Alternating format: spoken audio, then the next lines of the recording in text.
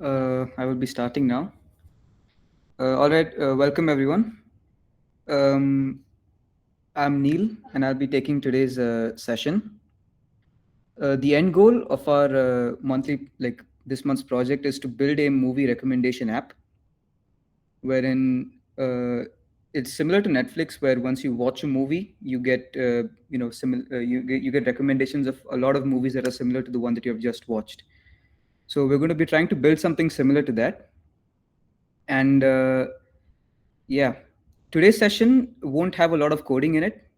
It will, but it's just mostly I will be explaining on how our app is going to work and the various concepts that we're going to use and utilize to make this work.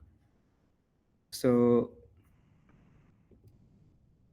okay, so today I will be going through what AI or ML is, just like a short one slide introduction. The bulk of today's presentation is just going to be me explaining how our algorithms and our whole project is going to work on the back end, and basically just the theory of all the concepts that we're going to use. And we're also going to do a very simplistic dive into Streamlit, which I will get to in the later parts of the presentation. Okay, so AI and ML, just one sentence for each. So artificial intelligence is just basically trying to make computers smart, and machine learning is the method that we're using to get to that end goal.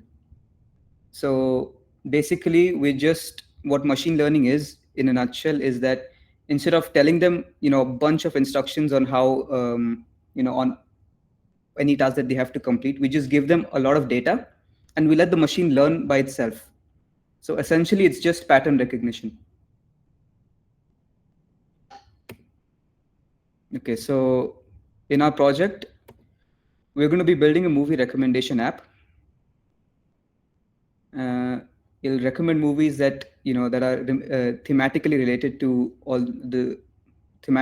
movies that the user has already liked. And this is basically we're going to break down the project into two parts. The bulk of the project is going to be the back end, which contains all the logic and all the algorithms, and the front end is just going to be a UI aspect of it. Streamlit is basically going to handle the UI, just as a heads up. So let's get started. So when we're building an app like this, what do you think our first step should be? What exactly is our very first step? So our first step is obviously the fact that we need movies. We need a database where we need to get movies from somewhere, right? So how do we do that?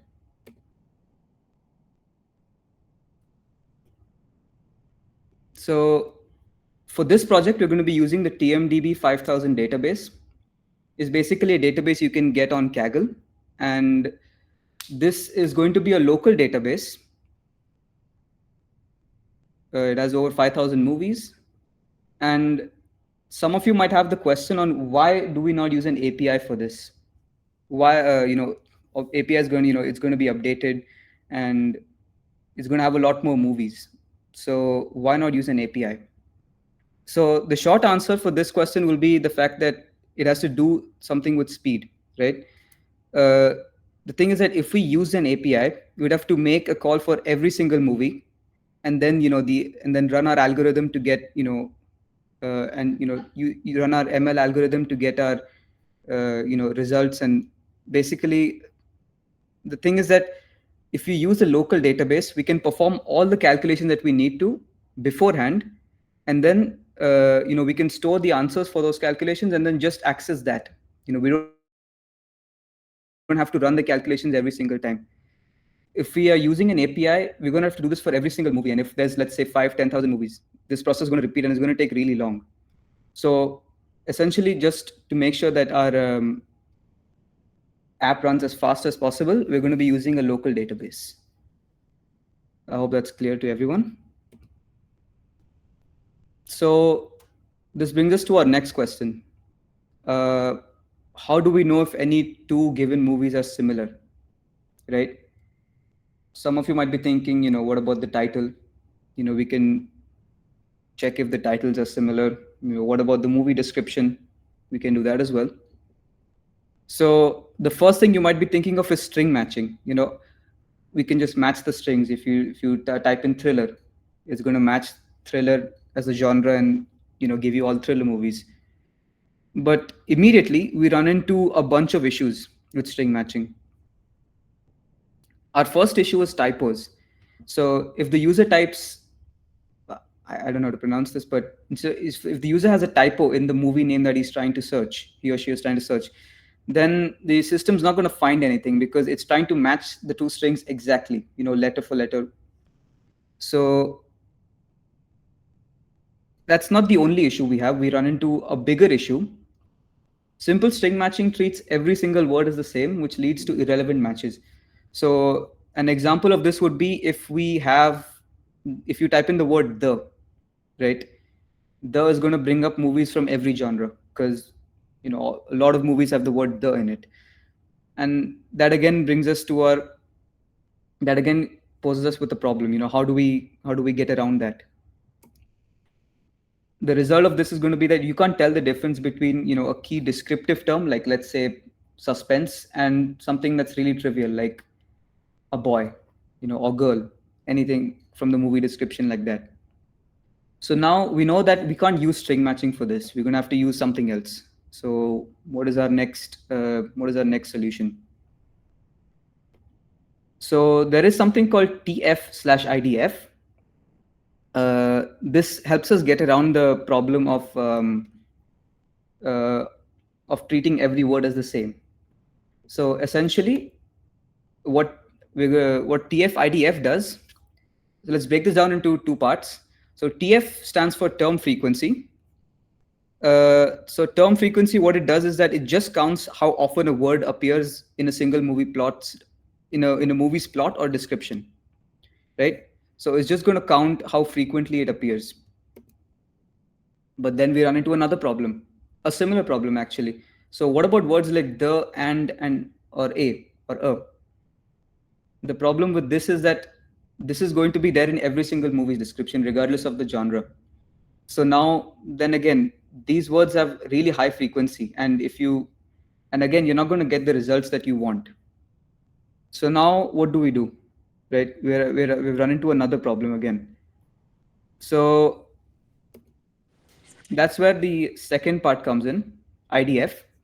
So IDF stands for inverse document frequency, which is basically a measure of how unique a word is, right? So now what we're measuring is how often a word occurs and how unique it is, right? So if we have words like the, and, or is, those are going to be very common, right? So they're going to appear in every single description of a movie. So the score for that is going to be pretty much close to 0, right? They get a very low IDF score. And in comparison with words like cyberpunk, dystopia, heist, or any specific character name, it's only going to appear in a few movies, like Batman. Batman's not going to be there in a Minions movie, So in that sense, they get a very high IDF score. So now we have these two metrics, and our final score is just going to be the multiplication of these two, right? And the output is going to be a list of these vectors. So it's just going to be an TF/IDF score for every single word that's there in the plot description, and that's stored as a vector. So essentially, a TF/IDF score is basically just how unique and how often it appears. So, or rather, how important a word is in terms of the movie description. So, to help you understand this better, let's. All right. Oh yeah, sorry. Now the thing with TF and IDF is that we run into yet one more problem, right? So imagine that we have two movies, right? We have movie A, which is the fast film, and movie B, which is the auto film. Now, your first thought might be that these two movies are related to they have something to do with cars, right? They have maybe there's something to do with car chases or anything like that, right? So with TF and IDF, we see that the important words are car, chase, automobile, and pursuit. So the main problem with this is that the similarity score between movie A and B is going to be very low, even though they're referring to pretty much very similar plot. And you might be wondering why is that? And you might be wondering why is that. The reason for that is that the system sees car and automobile as two entirely separate columns in its matrix. So these two are treated as completely different words. So even though they might be referring to the same thing, they are essentially treated as completely different. So which is why we get our TF IDF score as very low. Again, chase and pursuit are they're seen as very different words. So now our problem is that we need some way to get to semantically sort it out. Like we need something that understands the meaning of the word and not just the word itself. So what's next now? What do we do now? We have run into one more problem. How do we get around this? Well, we use a sentence transformers library. So what this does, this is basically a machine learning library. This is a library that has been trained on millions of sentences, right? It has been trained on millions of sentences, and basically through those sentences, using pattern recognition and everything, it understands that car and automobile can be used interchangeably. So essentially, the meaning of those two words is the same, right? So the numerical vector for both movies are very close together. So now this gives us a high similarity score, which was a problem with TF and IDF. So semantic approach ensures that words with a similar meaning, like huge or enormous, or chase and pursuit from our last example, are mapped close together in numerical space. Basically, in simple words, it just means that it understands that two different words can mean the same thing, which is what we need when we are analyzing movie descriptions and trying to map those two together. So basically, this gives us an embedding, right? So what is an embedding? It is basically the final dense numerical vector produced by the model. So this essentially just acts like a fingerprint for the text meaning, right? And what we're going to do essentially is compare if these two quote unquote fingerprints are similar, which just means that do they mean the same thing? Are their meanings similar or not? It's going to be useful when we're comparing movie plots later on. So now we are on our next roadblock, right? So now we know how to understand the meaning of our movie descriptions, right? So now how do we know that the movies are actually similar? We come back to our main point over here. We need some way to calculate how similar any two given movies are. And as you can see, the answer is already up on the screen. What we're going to be doing is using something called cosine checking, right? And again, all of these terms have, there's this scary sounding, but trust me, this is pretty easy to understand. I'll make sure I explain it as the best I can. All right. So we're going to use something called cosine checking to calculate the similarity score, right? This is just a term that I've given so that it's easier for us to understand what's exactly going on behind the scenes. So let's just get into what cosine checking actually is. So our first issue with checking if they're similar or not is that we have a lot of information, right? There's going to be hundreds of words in a movie description, and once we get our final vectors using the sentence transformer model, right? It's it's just going to be a bunch of numbers. It's going to be impossible for any human to read and go through it and make sense of them, right? We can't go through those vectors by ourselves. There's going to be thousands of them. And essentially, the bottom line is we have to outsource it to the computer. And the way we do that is cosine checking. So just a quick couple of points. The vector length here is referring to the number of words used, right? This is going to be irrelevant. So even if it's a 1-sentence plot description or maybe a 3-paragraph plot description, all we're doing is checking what words are being used and seeing if they mean the same thing, right? I can give you a 3-paragraph description of the movie Batman, and I can also give you a 3-sentence description of the movie Batman. We need to make sure that these two descriptions are pointing towards the same thing, right? So what we're going to be doing is neglecting the number of words used. Again, that's just the vector length. So so essentially what it does is it normalizes the vectors so that it's of the same length. And if the vectors point to the same direction, they're similar. That's all there is to it. So if you guys have learned about vectors, you'll know that vectors are basically magnitude and direction. We're neglecting the magnitude and we're only taking into account the direction. So in simple words, all cosine checking does is measures the angle between two vectors, right? If you remember that we have gotten a vector as an output for a sentence transformation, right? And we're basically just checking if the two vectors corresponding to two separate movies are, if they're similar or not, and what the angle is between them. We're going to be using the angle to determine if they're similar or not. That's all there is. So now that, so basically what we're doing is that we have our sentence transformer library. We use that library to, basically check how similar it is to every single movie. So if we have, let's say a couple hundred movies, right? Then we take one movie and see how similar it is to every single one. We form pairs and we check the similarity score for each pair. Now, circling back to our previous point of why we don't use an API, if you notice that if we are doing this for every single pair, it's a lot of calculations, right? It's going to be a very tedious and long process to calculate the similarity score for every single movie, or every single pair of movies there is, which is why we outsource it to the computer, and which is why we don't use an API. Because again, the API is just going to bring, is going to call one movie at a time, and it's going to take a long time.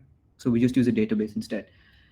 The reason why this is much faster is because we do this calculation only once in the beginning. Once the calculation is done, what we do is that we store the data in a cosine similarity matrix, right? This is essentially just a list of all the scores, right? Let's say we take movie 1, and the cosine similarity matrix is just going to have how similar it is to every single movie that's not movie 1. So essentially, we're doing the calculations and we're storing the data so that when we refer to this again, it's just going to be just a matter of looking through the matrix. Moving on to our next section, which is user searching. So the user has to search for a movie. He or she has to select a movie so that, it can display movies that are similar to that. So searching for the movie in the database, again, if you might be thinking we can use string matching for this. And again, if you think about it, we're going to run into the same problem, right? Fails on typos. The same point again, if the user types a wrong spelling, the system finds nothing. So again, how do we get around this? So there is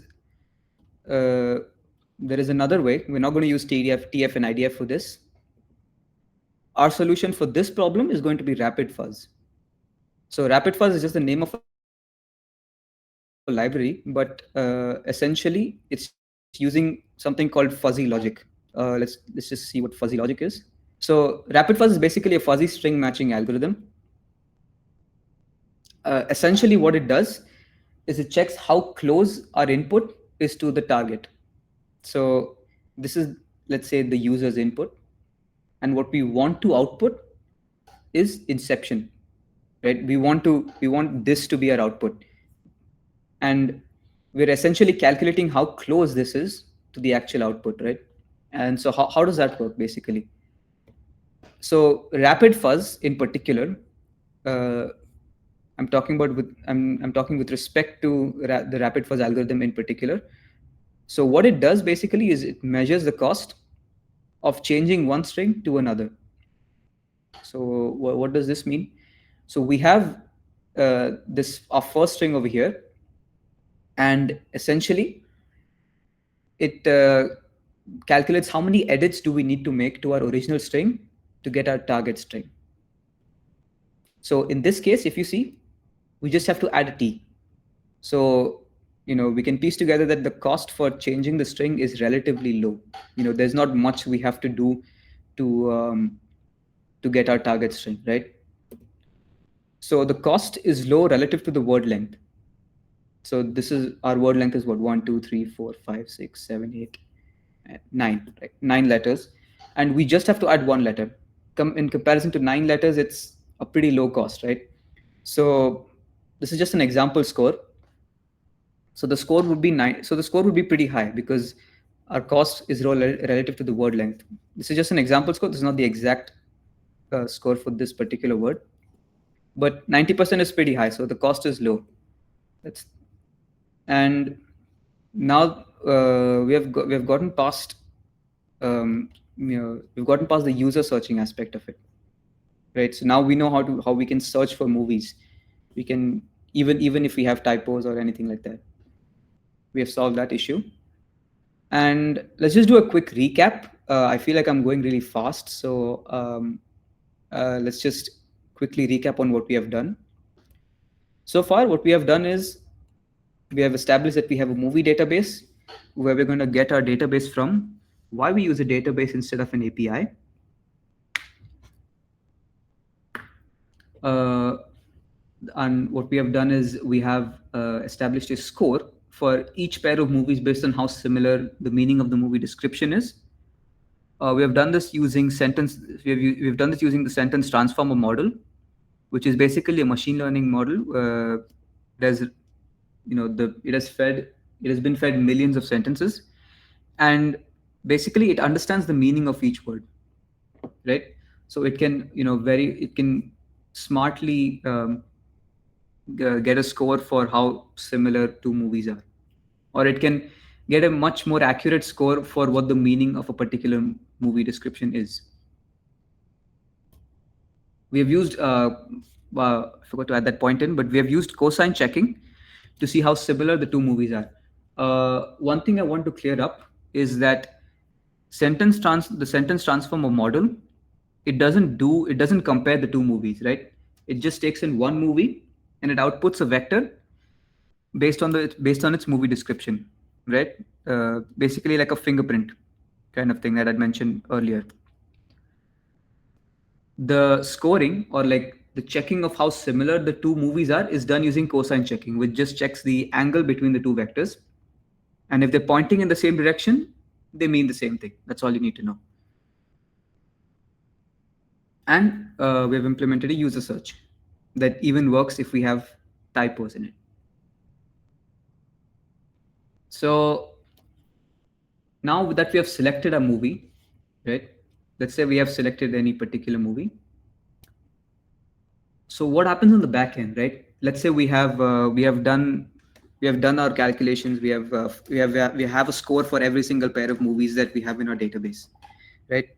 So now in our final finished app, what exactly is happening when we select a movie, right? So the system, or our algorithm, or basically our logic, it looks into the cosine similarity matrix that we produced earlier. Remember that we're not doing these calculations every single time. We do the calculation once, right? The model runs once, and it outputs a file. So that's called the cosine similarity matrix, which is just a list of all the similarity scores that we have.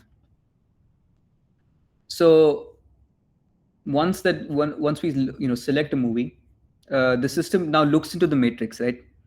So basically, the system, what it does, it goes into the matrix, it looks into the row that is corresponding to the particular movie, right, that we have selected.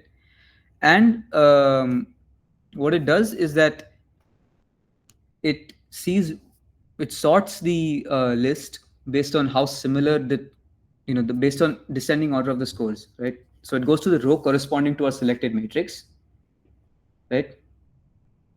And it sorts it according to the similarity score. So let's say we have selected Batman, right? So it goes to, the row corresponding to all the comparisons made with the movie Batman. And it sorts the list according to the similarity score. So now we have a list of the movies that are most similar to Batman, going from most similar to least similar. And all we have to do is take the stuff on the top, which is the most similar movies, outputs the 10 highest scores. We can do this as, we can change this number to anything, 10, 15, 50, 20, doesn't matter. But the bottom line is it outputs this part that has the highest scores, right? So essentially that is what our app is doing in the back end. Just 4 steps. If you realize that it's not as complex as you think, it's just just a lot of moving parts, which I'm trying to break down the best I can. And now you might be wondering, what libraries we are using for this. What all stuff do we need in our project. So I want you to note all of this down. Just make a list of all of these. I'll go through what each of these library does. Sentence transformers, we've already gone through this. It's a deep learning library which is going to convert a movie plot into high quality semantic embeddings. Embeddings, again, is just the vector that we have produced, basically just the fingerprint of what the movie plot description actually is. That's going to be done using our sentence transformers library. This is the machine learning part of our project, by the way. Our next library is scikit-learn. This is basically the package that we're going to use to run our cosine similarity function. This is basically what we're going to use for cosine checking. Our next library is pandas.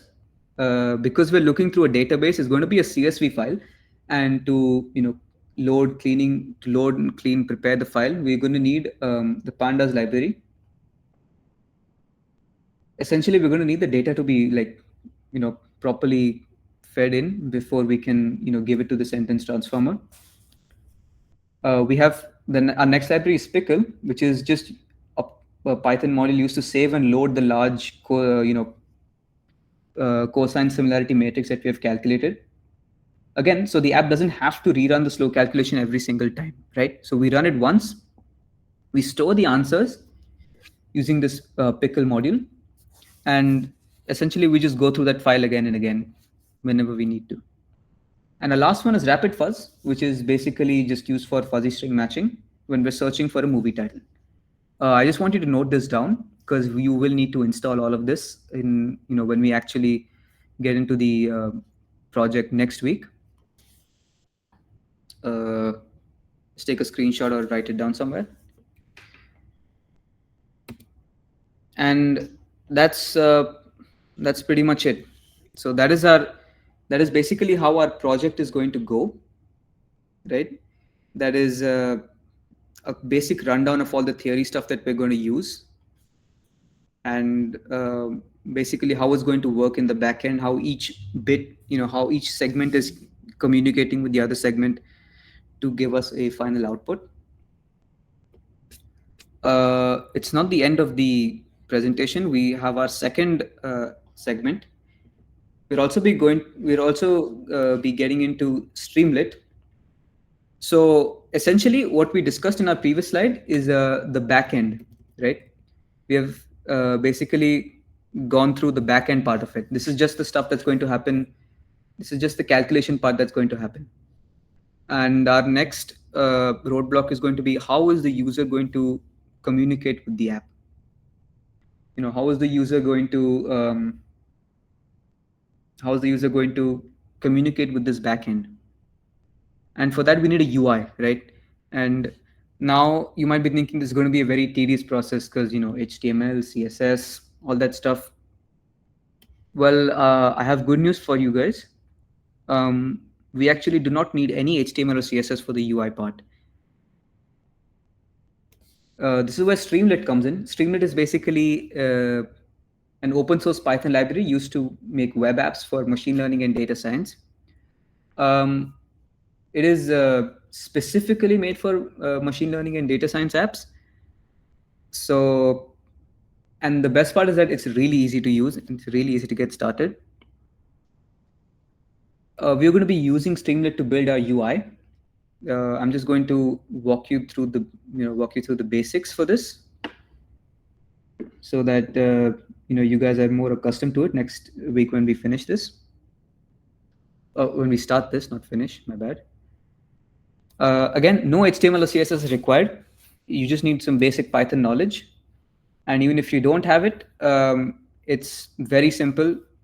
Python is very easy to understand, so you'll be able to make sense of it right away. So don't worry about that.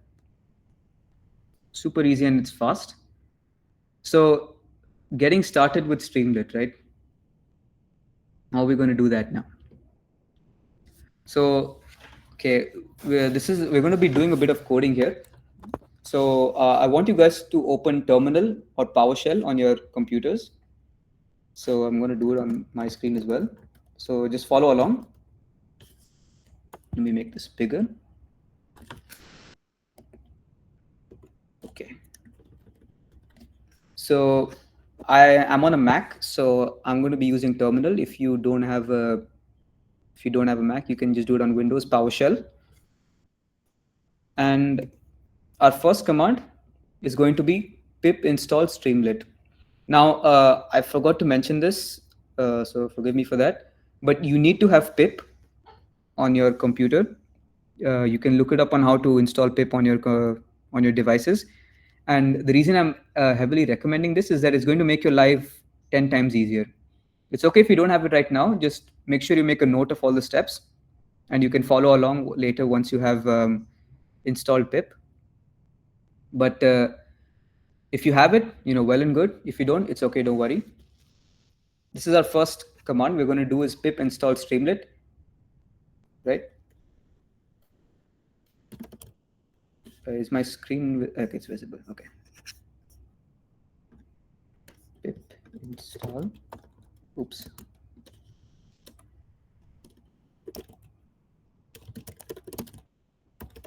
Okay, this is going to get the package from the internet and is going to install it on your device. Just press enter.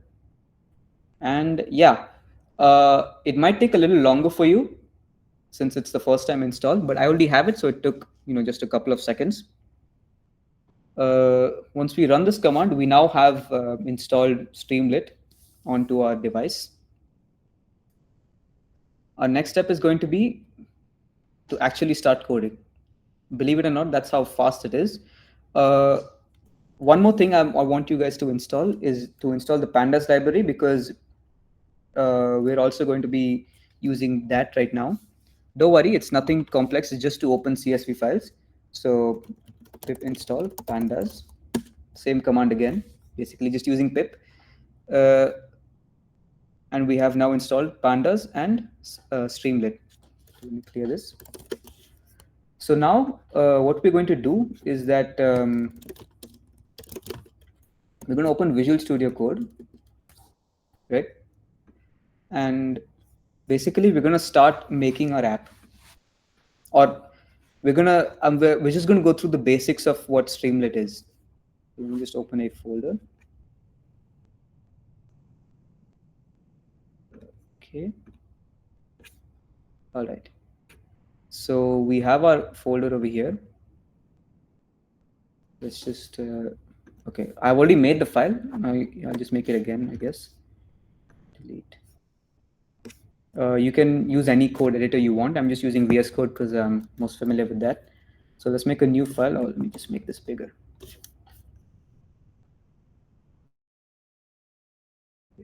Okay. All right. Okay.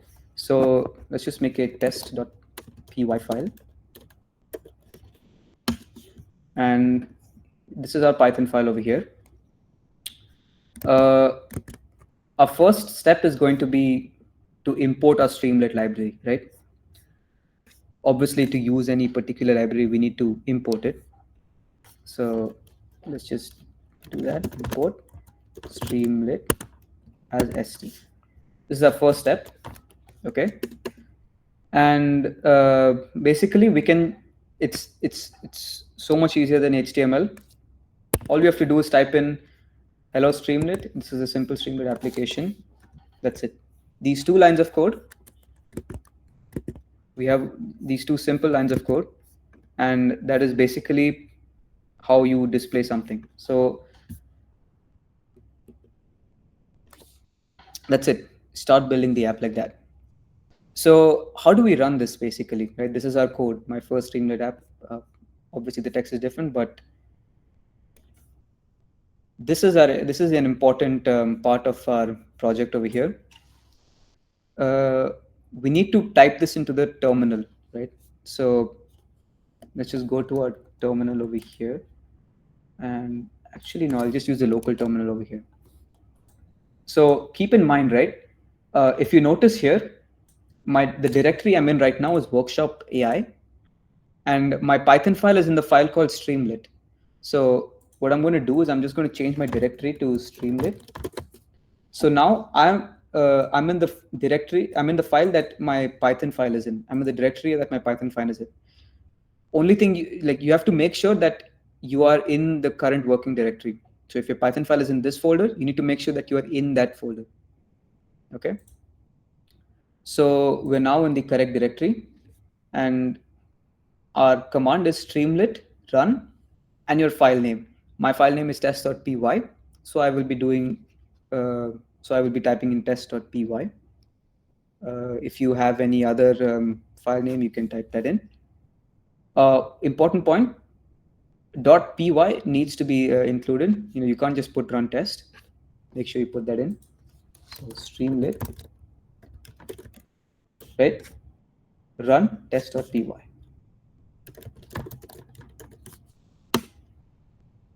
All right. So immediately we have our app. Let's just say. Okay, yeah. So here we have hello Streamlit. This is a simple Streamlit application. We can just change this text to hello anything. Right? We can make changes.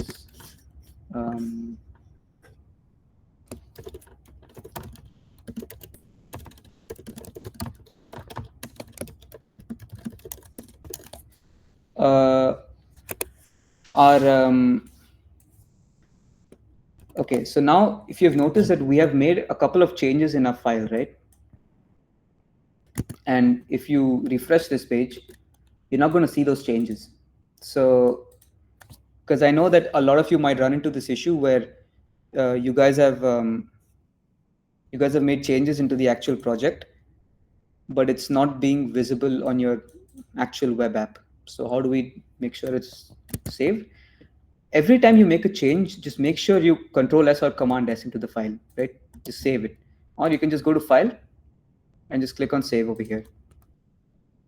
Make sure you do that after you make every change, because now if you go back to your page, over here you're going to see that there's going to be a symbol over here called File Change, and you have an option to rerun your application, right? You can. So now if we run our application, we get our new updated text.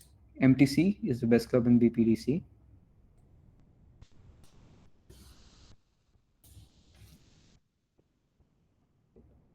Right. Again, same thing. Note: make sure you save your file whenever you make changes. You don't have to. You don't have to close this running project over here, right? This can keep running on the side. All you have to do is just go to this file and just save it, right? You save the file, and your changes are going to be updated automatically. Then you can rerun, and it's going to show into your project. So we move on to our next step. So basically the way so if you guys are already familiar with Python, you know that Python basically executes the code line by line, right? So if you have a line of code that's before something, like if you have a print statement that says, hey user, before the statement of MTC is the best club, then the statement that is typed in before is going to render, first. It follows the same Python principle. If you notice here, we have hello world on the start, and where's the okay, yeah, we have hello world in the beginning, which is why hello world renders first, and then the empty C one before that. If we were to remove this and put this in the beginning, and then we save a file, over here, right? We go back to our Chrome, we can rerun, and you see that this is displayed before the hello world, because this line is occurring before in our Python file. So just keep that in mind.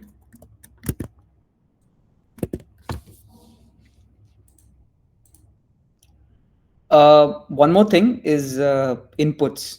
Obviously, we need to input a movie. So, how do we do that? What is the function or method for that? There's a lot of different input methods, and in general, just a lot of methods that the Streamlit library has. You can go through the documentation yourself to find the component you like the best. The documentation isn't too difficult to go through. If you want, I can just open it up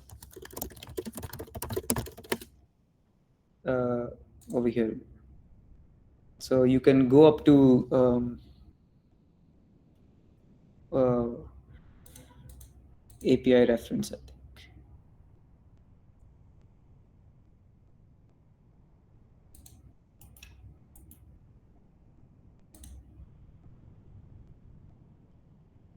You can also, there are also third-party components that you can use on this. But for this project, we're only going to be using the stuff that's already there. Basically, you can just go through the documentation yourself, see if there's anything you like, any methods, references, and all that. If you haven't set it up, you can go through the setup part, and yeah, it's pretty easy to go through and understand.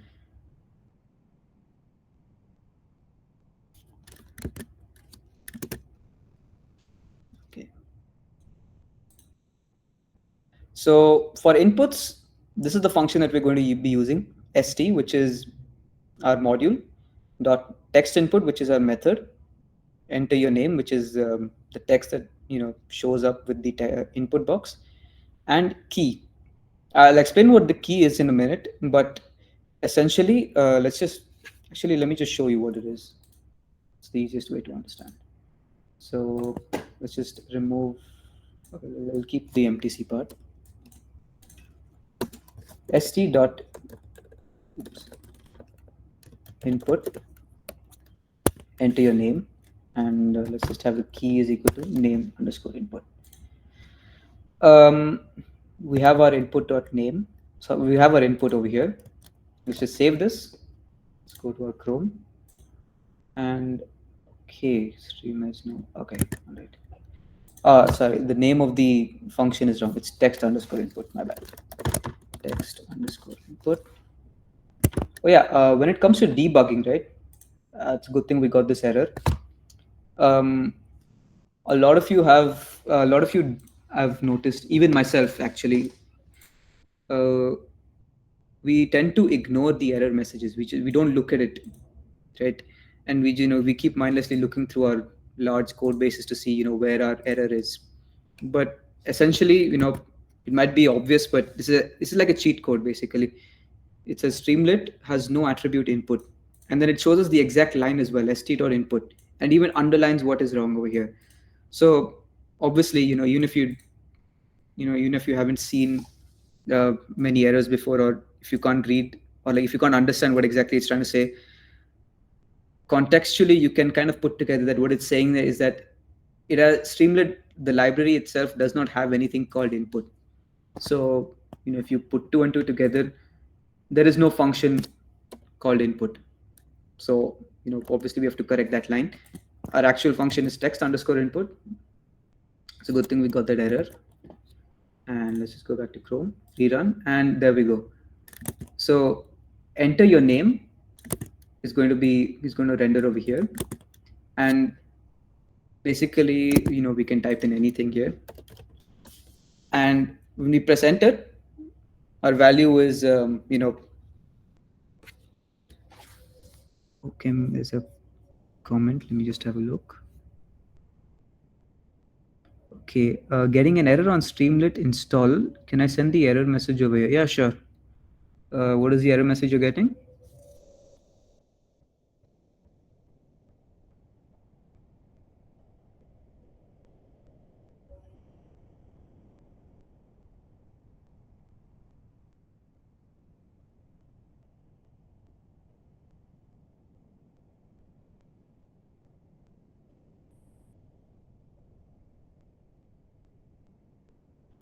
Okay.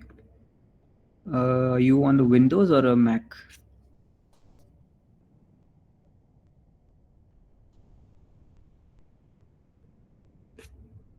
Okay.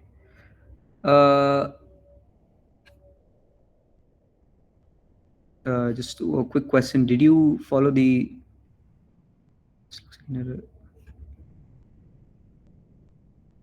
Oh, yeah. Good. That's a good point. Can you just double check if you have pip installed?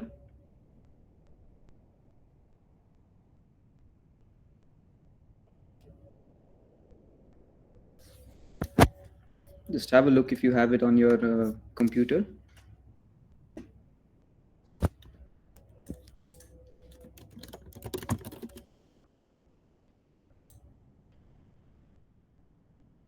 Uh, this is a way to yeah. I was just going to show that. Just type in pip dash version, and if it shows you this, then that means you have it. If it doesn't, if it says pip not found, then you don't have it, and you will have to install it. Okay, so you're getting okay.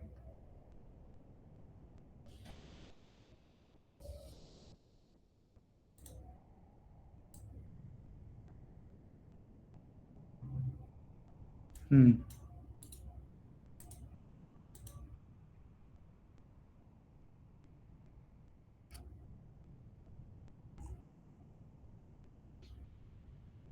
Are you getting this error multiple times, or is this the first time you're getting the error?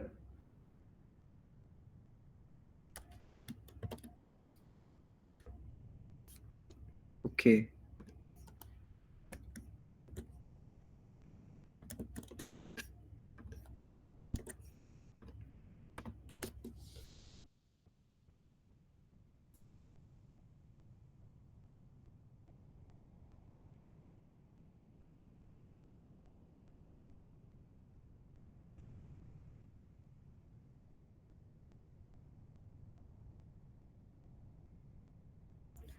Okay.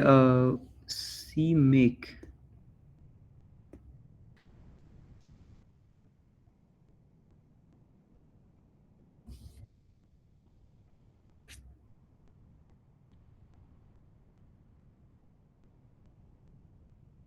Is anyone else facing the same issue, or is it just Arushri here?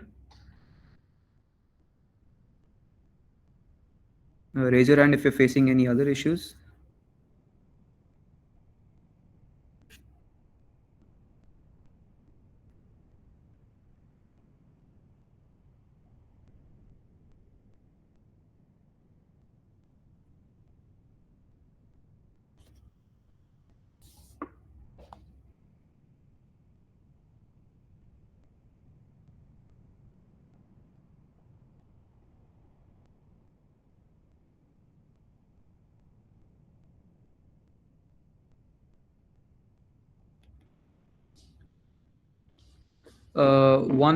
One thing you can also do is that AI ChatGPT is your best friend. You can put in your error message. If you can't figure it out from the error message itself, you can go to ChatGPT, explain the context of your error, and maybe it can, and it'll definitely help you out. One more thing is that CMake is mentioned, so just check if you have CMake, because I think during the installation it's trying to use the command CMake, and you don't seem to have it on your computer. But then again, just check with ChatGPT and see if you can get it fixed. Is it fine if I move on to the next part of the presentation? Yeah, okay. Okay, so where were we? Text input, right? So now on our text input, so the key is basically a unique identifier that persists through each rerun of the script. Now, one more feature that I would like to show you is that when you input something, you can store this in a variable. So if we have x is equal to st the text input, and if we say st dot write hello x, right? Or just to keep this simple, I'm just going to do yeah.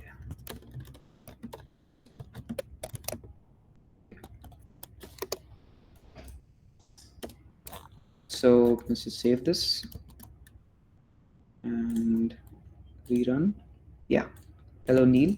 If we just do hello mtc member changes, and essentially the point is that you can store this, this function basically returns whatever you have inputted into it. So whatever you put in as your input is going to, you can store it in a variable.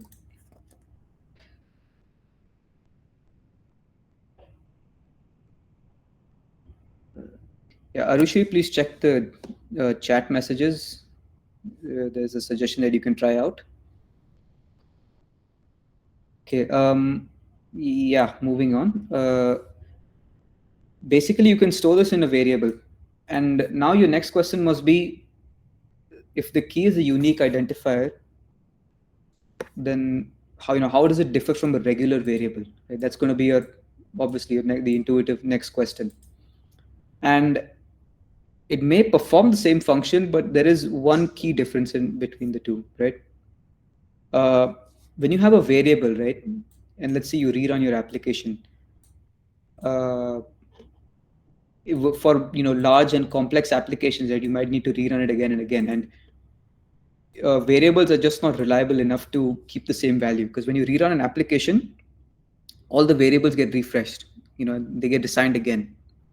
In comparison to that, what a key does is that despite refreshes or reruns, the key, the value of whatever's stored in this key remains the same, right? So if I were to text input returns the value that we type in, but it's wiped out if we rerun the script. So for some cases,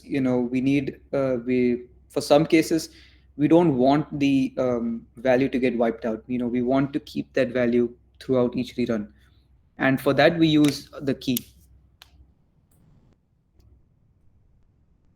Right, we can store our value using that. Okay. I want to show you two examples. So, all right, let's just write a new this thing. So st.title. Let me just quickly movie recommendation app, right? Movie underscore name. It's going to be st.text underscore input. Enter a movie name. We're also going to have a key for this. Key is going to be movie underscore name underscore input.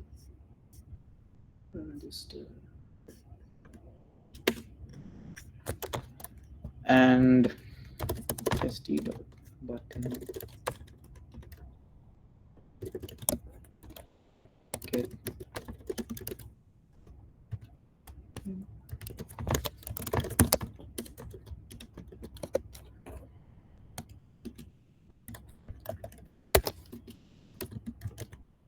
movie name is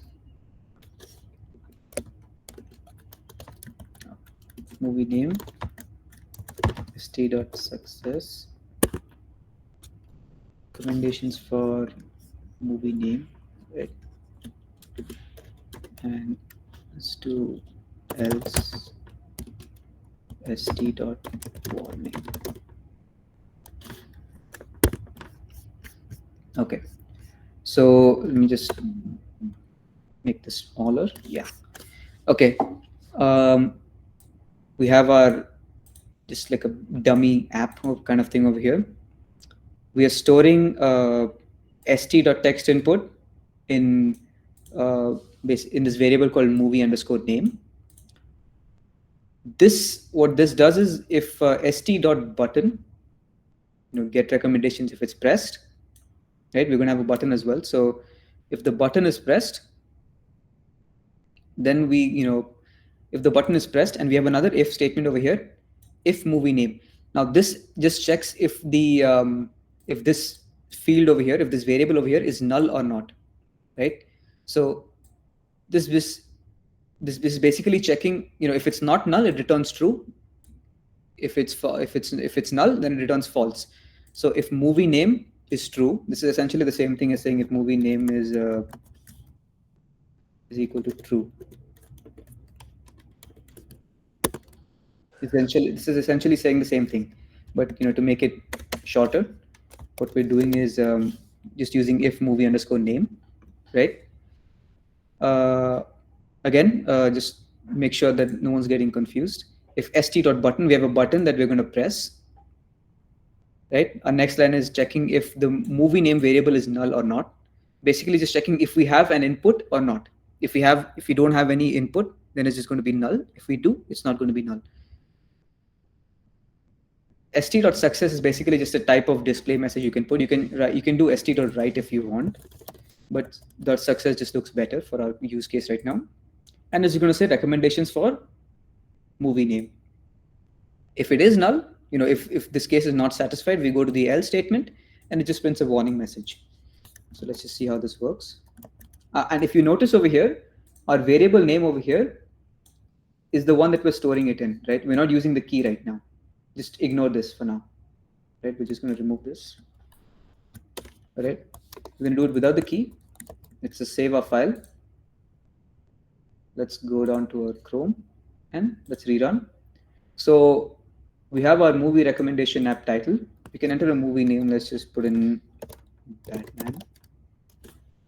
And once we press the button, right, we have movie recommendations for Batman. Let's just change it to Superman. And we have recommendations for Superman. Now, if we leave this null, we get an error message. Please enter a movie name to get recommendations, right? We don't have any movie entered in this field, so it gives us the else case. Now, as I mentioned, that you can store a value using the key or a variable, right? So in theory, what I'm trying to say is that we can use, let's just add in the key again. Okay. In theory, what I'm saying is that we can use this as well to access our stored input text. So for this, what I'm going to do is that I'm going to change this st.session_state / movie name input. Now, again, you don't have to, you don't need to know what session state is right now, but this is just how you access the key, right?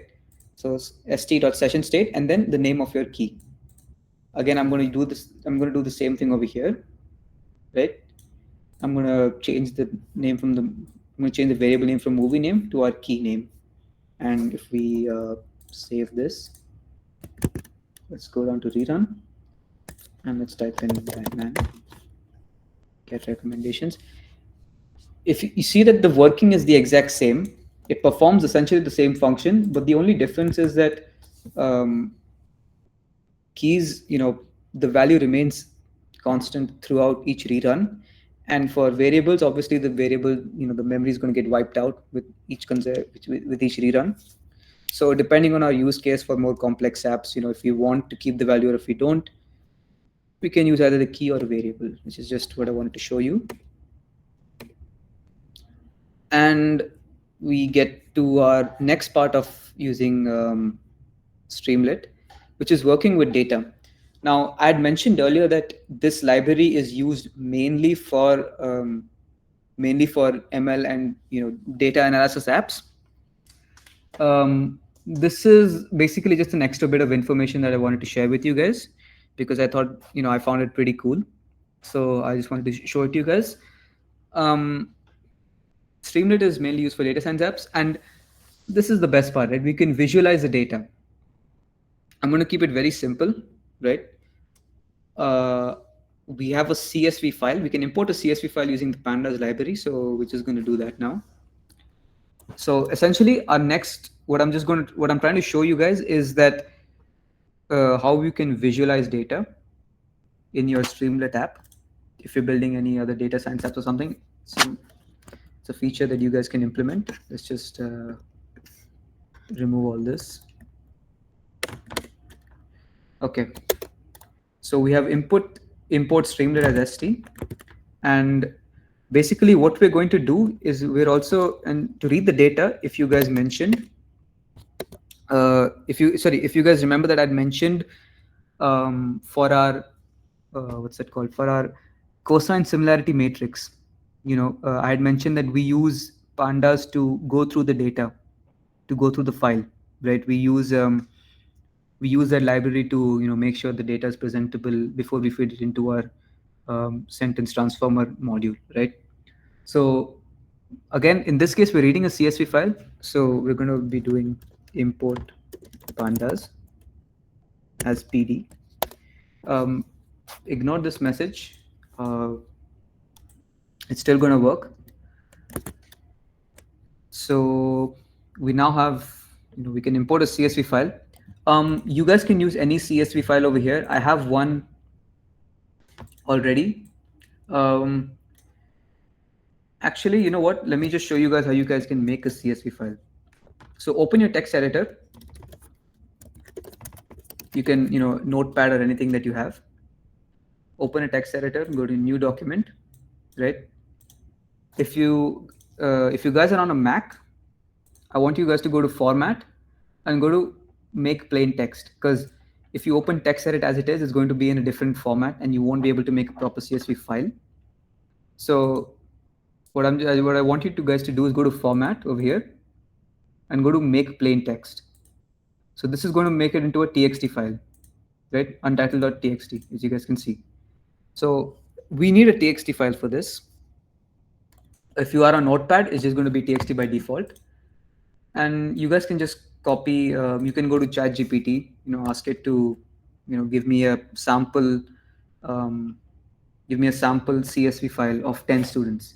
And it's just going to give you this part over here, this text that you can just copy paste into your txt file, right? Once you have this over here, what you guys are going to do is you're going to go to save, right? You can save it anywhere you want. I'm going to go to desktop. And this is the most important point over here. You're going to name your file student data, whatever you want, .csv. You need to make sure you add this .csv extension so that you get it into a CSV file, and just click on save. So you have your student data.csv file, and if you go down here, this is a file over here. We have our CSV file in columns. You can open it with Excel or numbers to see if it's proper. Over here we have a table, student data.csv.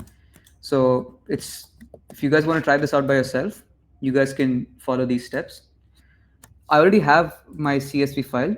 So what I'm going to do is I'm going to import the CSV file into my what's it called, Python file. So data, I'm going to have a variable called data pd.read underscore CSV, and file name is data2.csv. So data2.csv. Okay.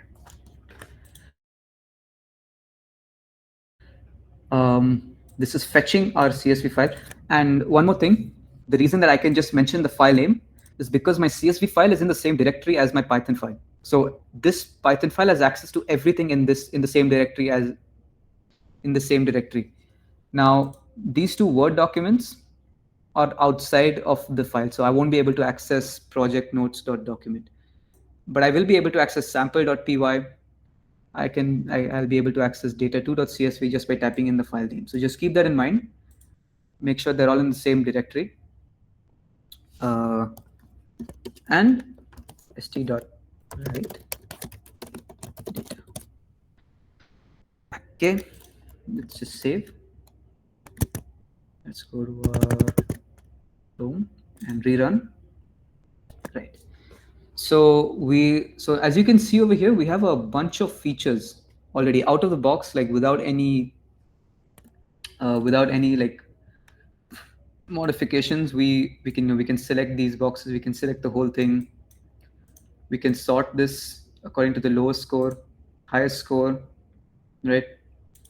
Alphabetical order, 1 2 3 4 5 6 7 8 9 10 serial numbers. So out of the box, this already has a bunch of features you can use. And yeah, I mean, you can basically, if you want, you can go through the documentation for this, and you can see how you can visualize the data. uh, One last thing before we wrap up, I wanted to show you guys is what you can possibly build using Streamlit. So I have a sample project that I have just asked AI to make, just to show you guys what we can do with this. And one more thing, once you Streamlit a project is going on, I forgot to mention this. This is pretty important. Um, there is, if you notice, there's no explicit button to stop your project. Just go to your terminal and Control C, right? So if you you will be on this screen over here when the project is running. You can just press on you can just Control C. Even on Mac it's Control C. On Windows I think it's the same thing. But you Control C and then you can stop the project if you want to run something else, or if you want to close up and head to bed or something. So we're going to be running sample.py. So again, Streamlit run sample.py. And yeah, you can basically make these kind of projects with Streamlit. With Streamlit. You can visualize the data as it is. You can scroll through your graphs. um, you can use your sliders to look through the stuff. You can show raw data table. There's a lot of fun stuff you can do with this: bar chart, area chart, and so on. So yeah, uh, that is the gist of what we will be going through in the next few weeks. If you guys have any questions, feel free to ask me, and I'm sure our team members will be ready to assist you. Anybody have any questions regarding any theory, anything? If there's any particular topic you want me to go through again, just put it in the chat and I can go through it again for you guys.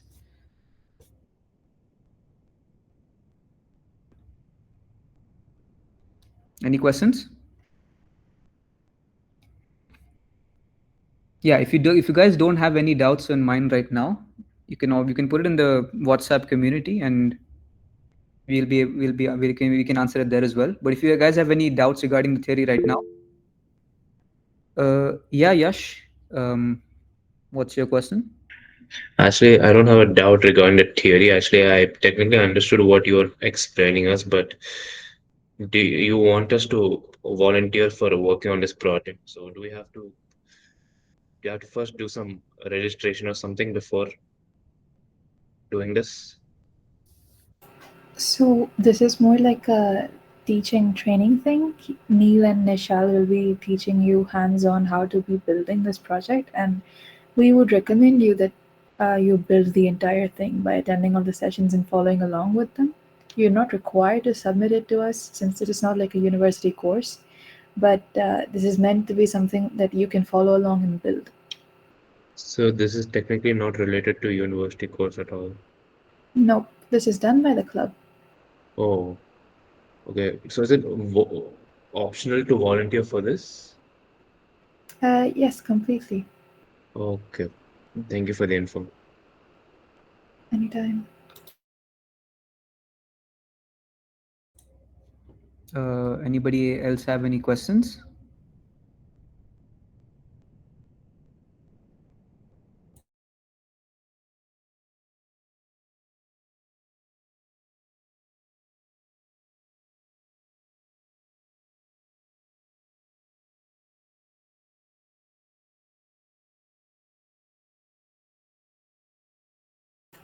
They want you to share the presentation, Neil.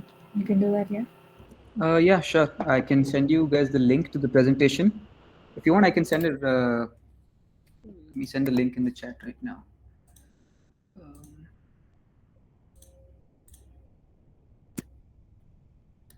Okay.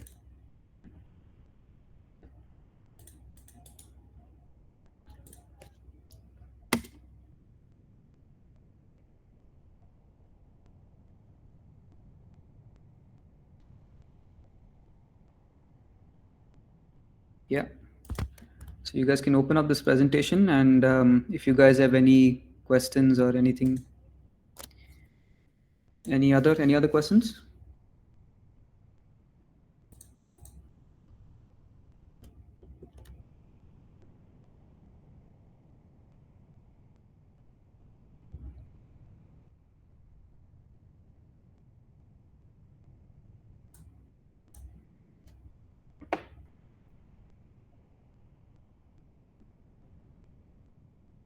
It doesn't look like it. I think we can end it for today.